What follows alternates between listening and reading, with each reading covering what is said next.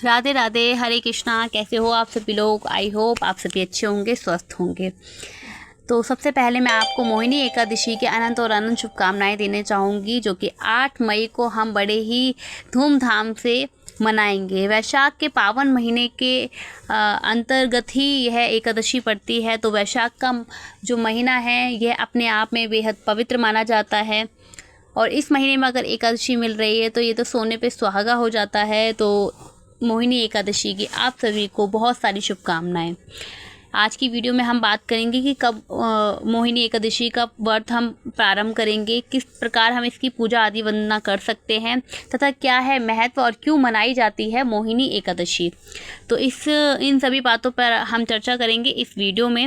And तक बने रहिए। वीडियो अच्छी लगती है तो उसको लाइक शेयर सब्सक्राइब करना बिल्कुल ना भूलें। कमेंट्स में ज़रूर बताइएगा कि आप लोगों को मेरी वीडियो कैसी लगती है। इसी के साथ जय हो श्री विष्णु हरि, श्री राधे श्री हरिवंश। मोहिनी एकादशी हर साल वैशाख महीने की शुक्ल पक्ष की एकादशी तिथि को प्रारंभ होती है, तिथि को मनाई जाती है। यह एकादशी भगवान विष्णु के मोहिनी रूप की पूजा के लिए प्रसिद्ध है। इस दिन भगवान विष्णु ने अपना मोहिनी रूप धारण किया था, इसीलिए मोहिनी एकादशी के रूप में यह दिन मनाया जाता है, और इसे विशेष रूप से उनके उस रूप के सम्मान को बढ़ाया जाता है तथा सम्मान में मनाया जाता है, जिसने असुरों से अमृत को वापस पाकर देवताओं को दिया था। इसी दिन ही असुरों से अमृत को वापस लाया गया था और देवताओं को दिया गया था। मोहिनी एकादशी का महत्व क्या है? यह एकादशी पापों को नाश करने वाली है। मोहिनी एकादशी का व्रत रखने से सभी प्रकार के आपके द्वारा हुए जाने तथा अनजाने में हुए पापों को नष्ट हो जाते हैं, उनसे आपको मोक्ष की प्राप्ति हो जाती है।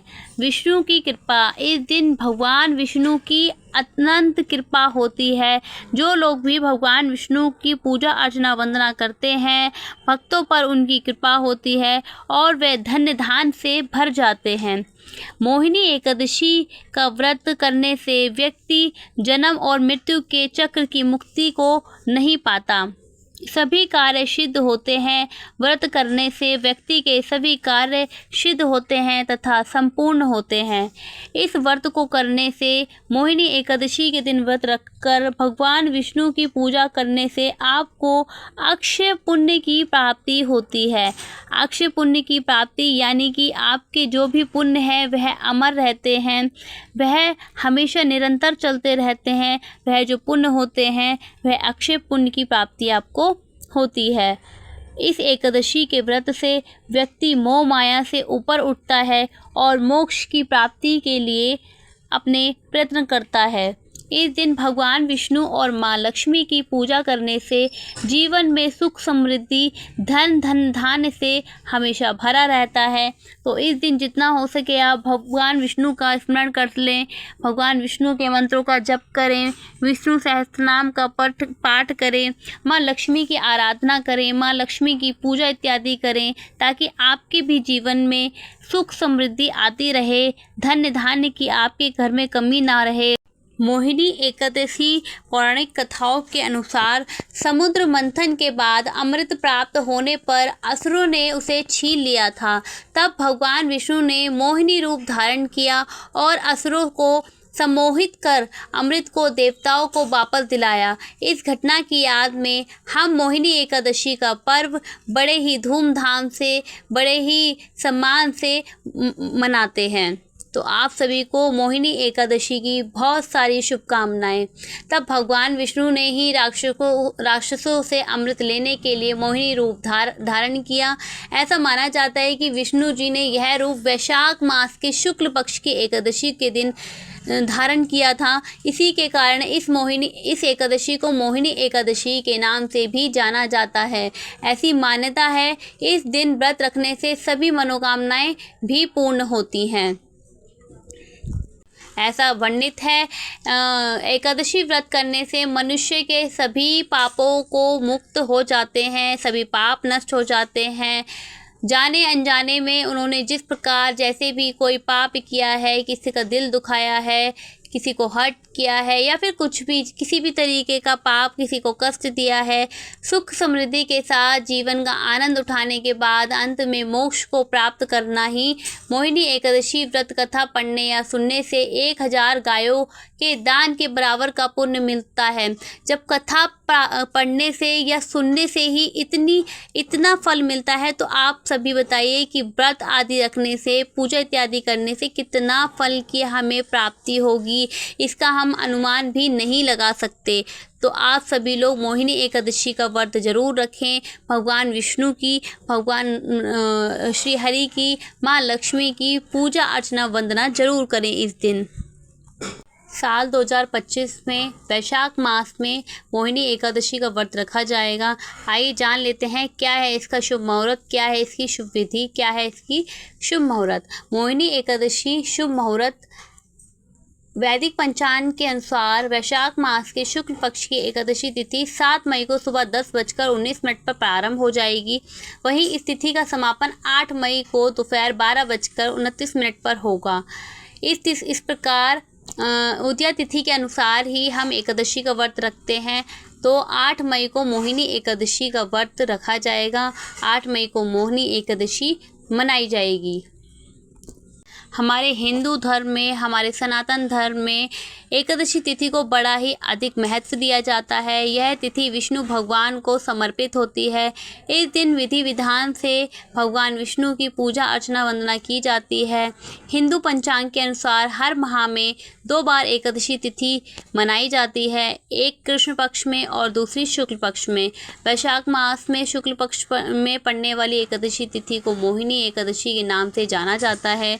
इस पावन दिन भगवान विष्णु के मोहिनी रूप की पूजा अर्चना की जाती है। इस पावन दिन विधि विधान से पूजा अर्चना करने से समस्त पापों का नाश होता है और मृत्यु के बाद मोक्ष की प्राप्ति होती है। आइए अब हम जानेंगे मोहिनी एकादशी की डेट, शुभ मुहूर्त, पूजा विधि तथा महत्व क्या है।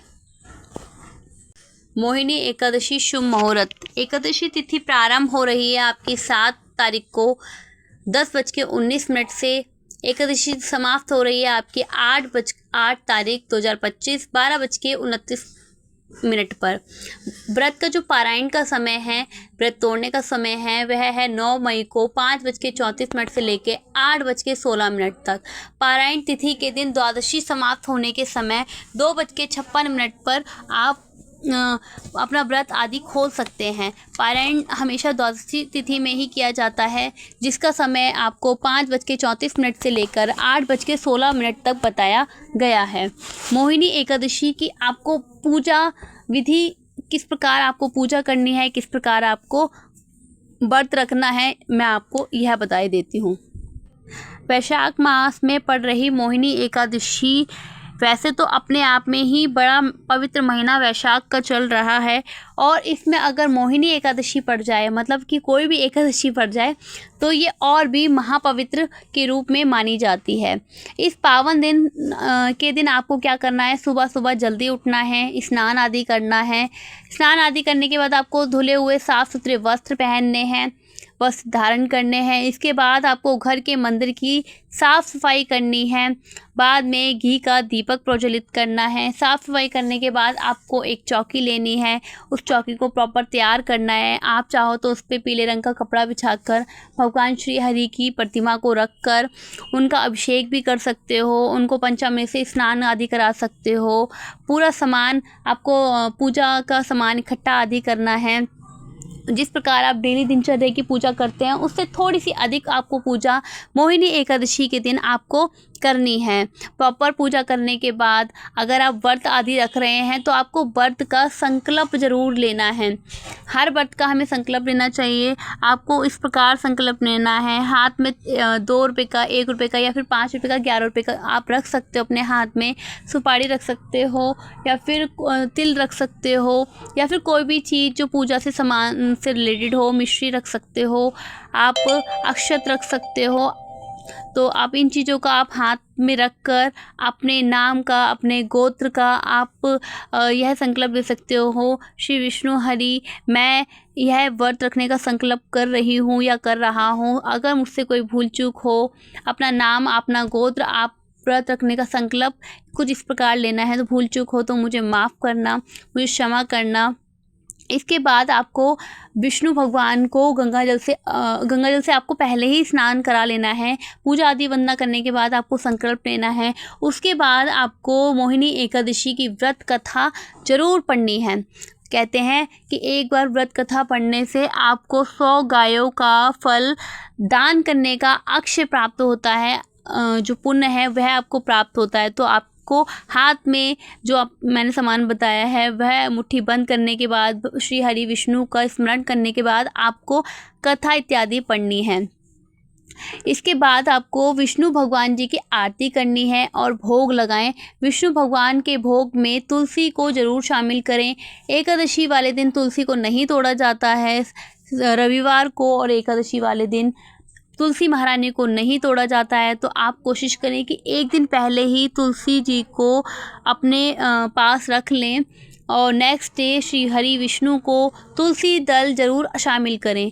ऐसा माना जाता है कि बिना तुलसी के विष्णु भगवान भोग स्वीकार नहीं करते। इस बात का विशेष ध्यान रखें कि भगवान को सिर्फ सात्विक चीज़ों का भोग ही लगाना चाहिए। एकादशी व्रत की जब आप पूजा करेंगे तो उसमें आपको चौकी के ऊपर आपको क्या क्या चाहिए वो मैं आपको बता देती हूँ। श्री विष्णु जी का चित्र आप ले सकते हैं। अगर आपके पास पहले से ही प्रतिमा मौजूद है तो आप प्रतिमा को रख सकते हो। अगर आपके पास कोई पीतल की मूर्ति है तो आप उनको भी रख सकते हो। उनको पंचामृत से स्नान आदि करा सकते हो। उसके बाद आपको उनको वस्त्र धारण करा रहे हैं। उसके बाद आपको पुष्प चाहिए, नारियल चाहिए, सुपारी चाहिए, फल, लौंग, धूप, दीप, घी, पंचामृत, अक्षत, तुलसी दल, चंदन और मिष्ठान। यह सभी चीज़ें आपको एकादशी के व्रत के दिन आपको चाहिए। जब आप चौकी को स्थापित करेंगे उस दौरान आपको यह सब चीज़ों का उपयोग करना है। मोहिनी एकादशी के दिन पीपल और तुलसी की पूजा का विशेष महत्व बताया गया है, तो मैं आपको बता देती हूँ। इस तिथि पर भगवान विष्णु के साथ पीपल और तुलसी के पौधे की पूजा की भी परंपरा चलती आ रही है। ऐसा करने से इस व्रत का पूरा फल आपको मिलता है। पीपल में भगवान विष्णु का वास माना जाता है, वहीं तुलसी को लक्ष्मी जी का स्वरूप माना जाता है। तो आप मोहिनी एकादशी के दिन भगवान विष्णु के साथ पीपल जी की भी आपको, पीपल देवता की भी आपको पूजा करनी है। तुलसी महारानी की पूजा तो हम हर एकादशी में करते ही हैं, लेकिन इस एकादशी पर आपको विशेष रूप से तुलसी की पूजा, पौधे की पूजा भी करनी है। ऐसा करने से आपके घर में माँ लक्ष्मी की कृपा हमेशा बनी रहेगी। तो आप इन दोनों देवताओं की, मतलब तुलसी महारानी की और पीपल देवता की पूजा अर्चना वंदना इस दिन ज़रूर आपको विशेष रूप से करनी है। फ्रेंड्स, वैशाख का पावन महीना अभी हम चल रहा है और वैशाख मास में पड़ गई है मोहिनी एकादशी। तो ये तो बहुत ही पवित्र से पवित्र दिन हो गया है। तो वैशाख मास में सूर्योदय के समय स्नान करने की परंपरा हमारे यहाँ बड़े पुरानी चलती आ रही है। हिंदू पंचांग का दूसरा माह वैशाख शुरू हो गया है। इस माह में पवित्र नदियों में स्नान करने की और दान पुण्य करने की विशेष महत्वता बताई गई है। उज्जैन के ज्योतिष शास्त्र पंडित जी मनीष शर्मा के अनुसार वैशाख मास में खान पान का विशेष विधान बताया गया है। ये समय गर्मी का होता है। इस दौरान रहन सहन में काफ़ी सतर्कता बरती जाती है, तो मौसमी बीमारियों से रक्षा हो सकती है। स्कंद पुराण में ऐसा वर्णित है, वैशाख मास के बारे में यह लिखा है कि वैशाख के समान कोई मास नहीं, सतयुग के समान कोई युग नहीं, वेद के समान कोई शास्त्र नहीं और गंगा जी के समान कोई तीर्थ नहीं। तो वैशाख मास में 26 मई तक ये महीना बुधवार से शुरू होकर बुधवार को ही बुद्ध पूर्णिमा पर ख़त्म होगा। इस मास को ब्रह्मा जी ने सब मासों में उत्तम सिद्ध किया है। यह मास माता की तरह सब जीवों की इच्छाओं को पूरा करने वाला है। ये महीना वृक्षों में कल्प वृक्ष के समान और शिव जी विष्णु को प्रसन्न करने वाला है। इस मास में हमें सूर्योदय से पहले बिस्तर छोड़ देना चाहिए और सूर्योदय से पहले ही सूर्योदय के समय स्नान कर लेना चाहिए। इस माह में सभी तीर्थ देवता आदि तीर्थ के अतिरिक्त बाहर के जल में स्थिर होते हैं। सूर्योदय के समय स्नान करने से देवता और तीर्थ भक्तों को रोग मुक्त करते हैं और श्रेष्ठ स्वास्थ्य प्रदान करते हैं। वैशाख मास में जलदान करने से अक्षय पुण्य की प्राप्ति होती है। जो जलदान करने में भी असमर्थ हो तो वह दूसरों को जलदान करने के लिए प्रेरित करें। इस माह में प्याऊ लगवाता है वह देवता, ऋषि और पितृ सभी को तृप्त करता है। जिसने एक व्यक्ति को जल भी पिलाया वह ब्रह्मा, विष्णु और शिव जी की कृपा को प्राप्त होता है। वैशाख मास में पानी की इच्छा पाने वालों को पानी, छाया चाहने वालों को छाता, गर्मी से स्वस्थ व्यक्ति को पंखा, जूते चप्पल आदि का दान करना चाहिए। इन दिनों से 10,000 राजसूय यज्ञ के फल के बराबर का पुण्य आपको प्राप्त करता है। तो इतनी बड़ी महिमा है वैशाख मास की फ्रेंड्स। तो आप लोग भी हो सके इस दिन, इस महीने में यानी कि 26 मई को यह महीना ख़त्म हो जाएगा, तो आप इस दिन सूर्योदय के बाद ही अपना स्नान आदि कर लें और जितनी हो सके भगवान विष्णु हरि की पूजा अर्चना वंदना करें, उनके नाम का जप करें, नाम का तप करें, विष्णु सहस्त्र नाम का पाठ करें और जितना हो सके आप दान कर सकते हैं। जितना आप दान करेंगे ही उतने ही आपको अक्षय की प्राप्ति होगी, अक्षय पुण्य की प्राप्ति होगी। जलदान करने से अक्षय पुण्य प्राप्त होता है। जो जलदान करते हैं वह कभी असमर्थ नहीं होते, वह हमेशा दूसरों को जल के मतलब हमेशा फलते हैं, हमेशा फूलते रहते हैं। इस माह में जो भी प्याऊ लगवाता है वह देवता, ऋषि और पितृ सभी को तृप्त करता है। जिसने एक बार एक व्यक्ति को जल पिलाया है वह ब्रह्मा और विष्णु और शिव जी को अति प्रिय होता है। तो जितना हो सके आप इस माह में दान करें, दक्षिणा करें।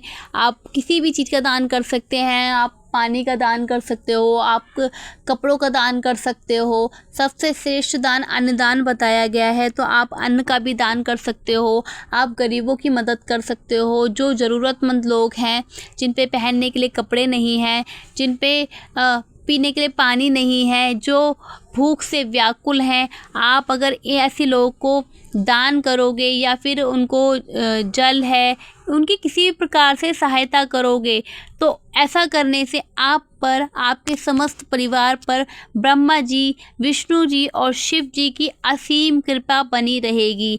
तो ये महीना जो है बहुत ही पावन है। इस महीने में आप जितना हो सके दान इत्यादि कर दीजिए। वैशाख मास में पानी की इच्छा वालों को पानी पिलाना चाहिए। छाया चाहने वालों को छाते का आप दान करिए।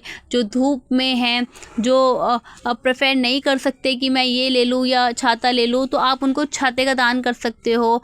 अगर आप चाहो तो आप पंखे का भी दान कर सकते हो। गर्मी में स्वस्थ व्यक्ति को पंखे की बहुत ज़रूरत होती है, तो पंखे का भी आप दान कर सकते हो। अगर आप देख रहे हो कोई बहुत ज़्यादा गरीब है, पैर जल रहे हैं धूप के कारण, उसके पास रहने के लिए, खाने के लिए, पहनने के लिए जूते चप्पल इत्यादि नहीं है, तो आप इन चीज़ों का यानी कि जूते चप्पलों का दान भी कर सकते हो। ऐसा करने से आपको 10,000 राजसूय यज्ञ का फल की प्राप्ति होगी और यह जो फल है वह हमेशा अक्षत रहेगा। हम इसका जो पुण्य है वह कभी भी नष्ट नहीं होता।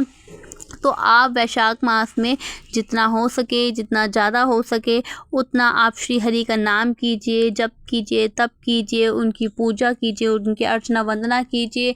विष्णु सहस्रनाम, ओम नमो भगवते वासुदेवाय नमः का पाठ कीजिए। इस मंत्र का सदा उच्चारण कीजिए और जितना हो सके श्री हरि के नाम में आप खो जाइए। आई होप कि आपको इस वीडियो के माध्यम से सारी जानकारी प्राप्त हो गई होगी। अगर आपकी कोई भी क्वेरी है कमेंट में ज़रूर बताइए। कहाँ से आप लोग मेरी वीडियो देख रहे हैं इस चीज़ का कमेंट ज़रूर कीजिए। नेक्स्ट वीडियो मैं किस टॉपिक पे बनाऊं आप मुझे यह भी बताइएगा। इसी के साथ आप सभी को मोहिनी एकादशी की बहुत सारी शुभकामनाएं। आप जो लोग भी मेरी वीडियो देखते हैं वह अपने घर में और आप सभी लोग अपने परिवार में खुश रहें, सुख समृद्धि आपके घर में बनी रहे, ऐसा मैं श्री हरि से कामना करती हूँ। इसी के साथ श्री विष्णु हरि मोहिनी एकादशी के आप सभी को बहुत सारी शुभकामनाएं। इसी के साथ मुझे राधे राधे। श्री हरिवंश, श्री हरिदास, श्री कुंज बिहारी, राधे राधे श्री हरिवंश। आप सभी को एक बार पुनः मोहिनी एकादशी की बहुत सारी शुभकामनाएं।